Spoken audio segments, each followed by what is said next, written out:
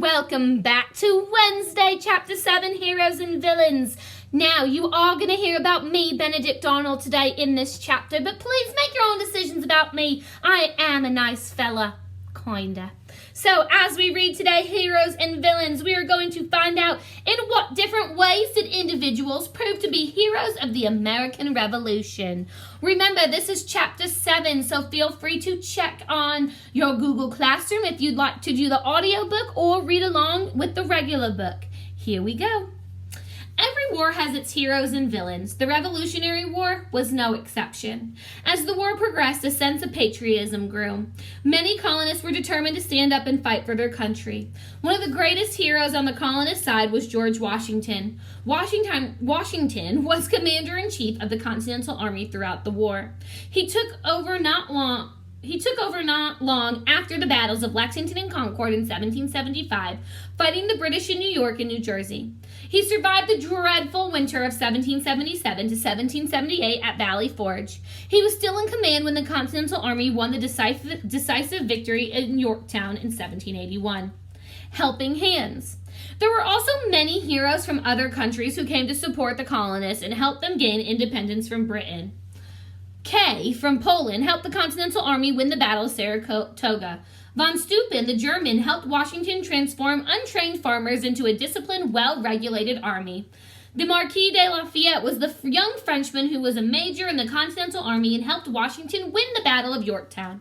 Another hero was the Scottish sea captain, John Paul Jones. Jones went to live in the colonies, and when war broke out, he decided to fight on the side of his adopted homeland.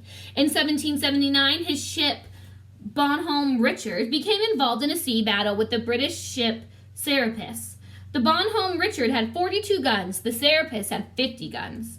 For a while, the two ships floated right next to each other, blasting away. At one point, a British sailor shouted to Jones, asking him if he was ready to surrender. "Surrender?" Jones shouted back. "I have not yet begun to fight." In the end, it was the British captain who had to surrender. The story of victory, along with Jones' defiant reply, was printed in newspapers, and John Paul Jones became a hero. Nathan Hale, a school teacher from Connecticut, demonstrated his heroism in a different way. In 1776, he volunteered to help General Washington with a very dangerous mission.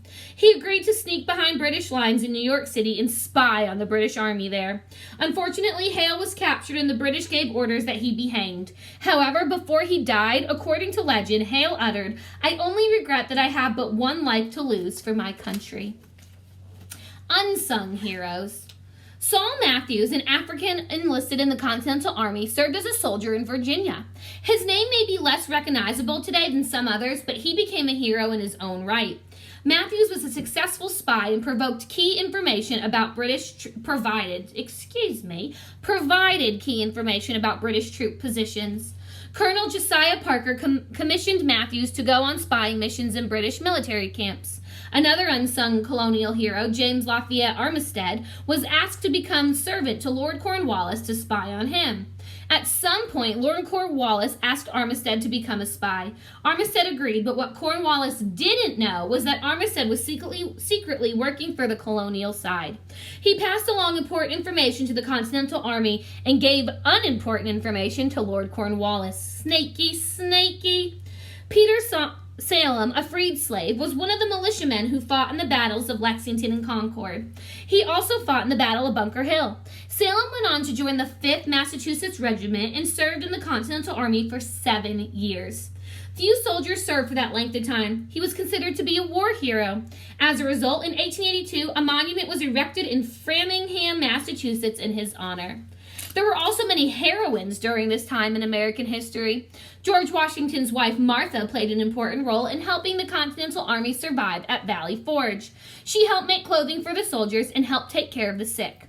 Abigail Adams, the wife of John Adams, raised their children and managed their farm, but she also housed and fed Continental soldiers. Mrs. Adams was known to write letters to her husband, one of the most important delegates in the Continental Congress. In these letters, Mrs. Adams advocated for women's rights, especially with regard to educational opportunities. She also let him know that she was opposed to slavery. At the time, most people believed that fighting in the Army was strictly a job for men. Some women were allowed to serve in the Army, performing duties such as nursing, cooking, searching for food, and even burying the dead. But women who tried to enlist were turned away. Some women, however, disguised themselves as men so they too could fight for their country. Deborah Sampson from Massachusetts signed up for the army using the name Robert Shirtleaf. Sampson served for a year and a half and fought in several skirmishes. In one of them, she was wounded. 2 musket balls lodged in her thigh. Sampson removed one of the balls herself, but the other was buried too deep to be removed. Fortunately, her wound healed and she survived. After the war, Deborah Sampson was recognized by John Hancock for having shown an extraordinary instance of female heroism. Another woman, Mary Draper, also fed and clothed Continental soldiers as they marched through her hometown. But she even went as far as to melt down the pewter dishes she owned so that the metal could be used to make bullets. Still, other women became heroes by simply standing up for what they believed in. Historians have recorded the story of Mum Bet, an enslaved woman from Massachusetts. It seems Mum Bet may have heard her patriot master reading the Massachusetts state constitution out loud.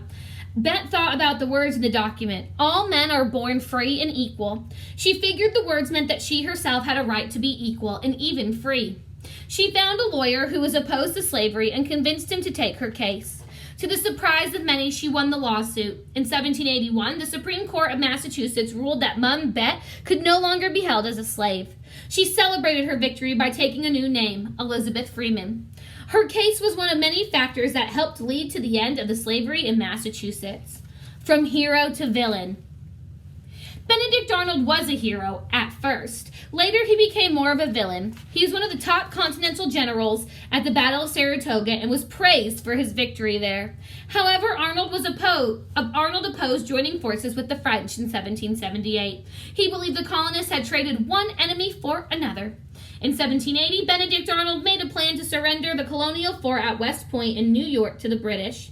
When this plan was foiled, Arnold joined the British Army. He went on to fight for the British. The cheers for Benedict Arnold the hero quickly turned to jeers for Benedict Arnold the traitor.